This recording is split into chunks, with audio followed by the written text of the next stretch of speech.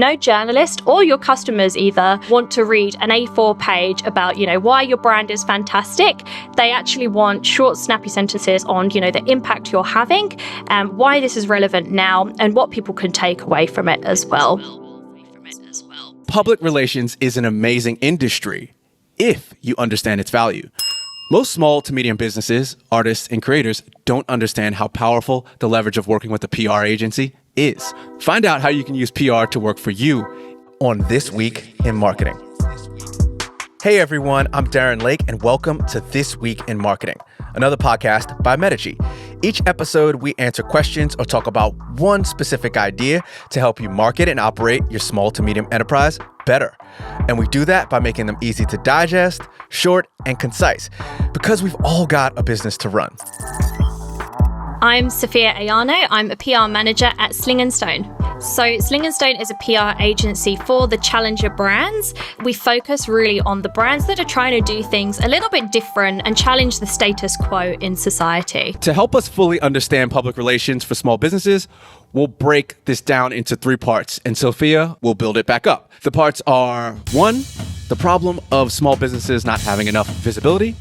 2, what PR is exactly in the context of helping an SME. And 3, actionable tasks for your businesses to do right after you're finished listening to this episode. So let's get into it.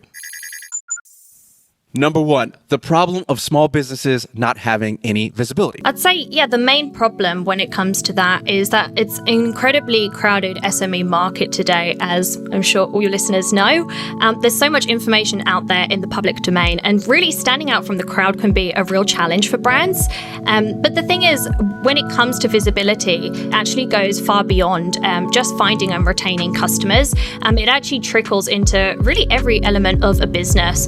So everything from finding and retaining top talent through to getting funding and the things that you actually need to thrive. We'll get to this next section after the ad break. This series grows by the support and love from entrepreneurs and business owners like yourself. To help spread the word, we'd really appreciate if you could make sure to follow and rate us with a 5-star review on Apple Podcast or whatever app you listen to. This will help all the podcast algorithms make sure it gets into the ears of other like-minded business people. Let's get back to the show. Number 2, what PR is exactly in the context of helping an SME? So PR is really about helping to shape brand perception and brand identity. And really, it's not just limited to your customers and how your customers view you. It's actually much greater than that. It's about stakeholders, investors, government, and really so much more. So as an example, it can play a really important role in actually shaping government policies and actually your relationship with stakeholders as well. So an important point to mention when it comes to PR is actually really the differentiation between marketing and public relations. I think often, there's a lot of confusion about what's what and what PR is and it isn't. But when you think about it, PR is actually very reliant on other people telling your story and relaying your message. So whether that's the journalists you're working with, your influencers, your experts, while marketing and similarly advertising is reliant on you telling your message. So it's very much about you being able to leverage your relationships with other people. So when you think about public relations in the context of an SME, it's really about informing and persuading society, but it's also about integrating that more widely as well. Actionable tasks. So what would be a simple or, a few actionable tasks that someone could implement of SME right now, immediately after listening to this? I feel like when it comes to my top tips and sort of PR 101, I think everyone will want to jump the gun and start with storytelling. But actually, public relations and getting out in front of the media and to your right audiences starts much before that. So my first tip is really about nailing your objectives and your audience as well. So finding that right audience for you. So think about what you want to achieve and what is your goal. As an example, are you looking to raise awareness among retail decision makers? Are you looking to raise your profile among an investor audience? Or have you launched a new skincare product and you want to sell more of it? So it's really about considering the best tactic for you to achieve that goal. So, as an example, if you're looking to sell more of your skincare product, perhaps actually influencer marketing could sort of generate better ROI for you. But often the best campaigns utilize a mixture of tactics. And it's really about, getting your message out across the board and consistency with that. But it does come down to your objectives and your audience first. Once you've got your objectives and your audience nailed down, the second tip is about getting your brand in check, I like to say. So that's everything from your messaging and your narrative through to your own channels. So everything from your website to your social channels. So for media, your messaging needs to be very consistent across the board to make sure you're singing the same tune across all your channels. But also it needs to be really simple to understand. It needs to be unique and consistent. And the other important thing to mention here is just how important your own social channels are and your website. What's the first thing that people do when they learn something new? They Google it. And that's definitely no different to when journalists learn about things or when customers learn about brands as well. Once you've got those things in check, it's really down to the fun bit, which is storytelling. So I guess the most important thing to consider here is that Australia actually has a very small media landscape. So as you can tell, I'm from the UK originally. When you think of the UK, there are actually 10 national newspapers, over 10 in fact. Whereas in Australia, there are only 2 daily papers. So that's quite a significant difference. So when you think about it, the amount of news that is actually churned out every day, there really aren't that many publications or journalists. And it really starts to get even tighter when you are pitching niches. So anything technology focused or retail as an example. So that means first impressions are more important than ever before.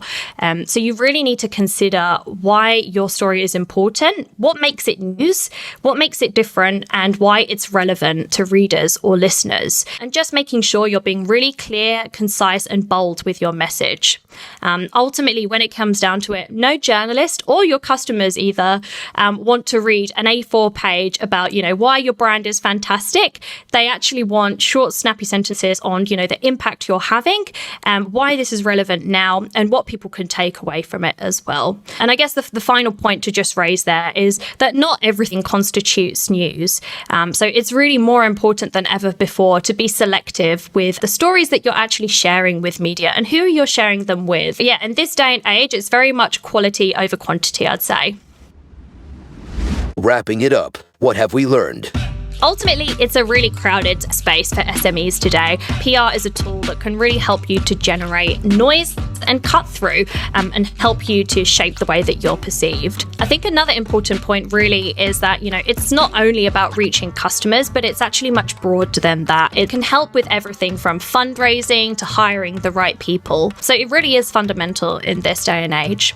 And then when it comes to actually getting down to the fun bit and actually implementing PR, it's all about defining your objectives, your audience, and then once you've got that organized, you can move on to storytelling. Great. It sounds like PR and marketing, as you said, they are cousins, and there's a lot of similarities, especially with storytelling with marketers and, storytelling with PR, getting your brand in check, identifying your audience, your objectives, all those things go hand in hand. But whereas PR is the conversation you're having with the media, and that's probably a differentiating factor. Whereas, what would you say? Would you say marketing is the umbrella and PR sits under it?